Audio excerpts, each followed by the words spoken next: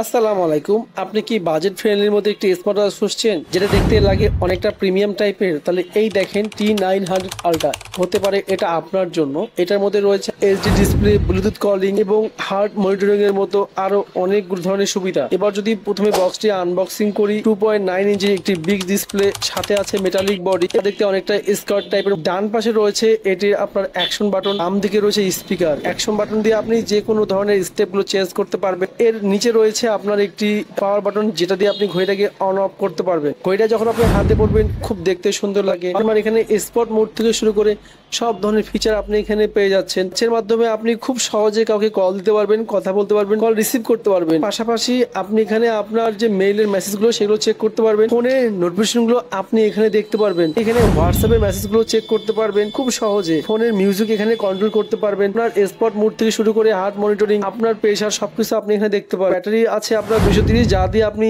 এক চার্জে 2 থেকে 3 দিন চলে যাবে। এই ব্যাটারিকে চার্জ করার জন্য রয়েছে একটি ওয়্যারলেস চার্জার, যেটা দেখতে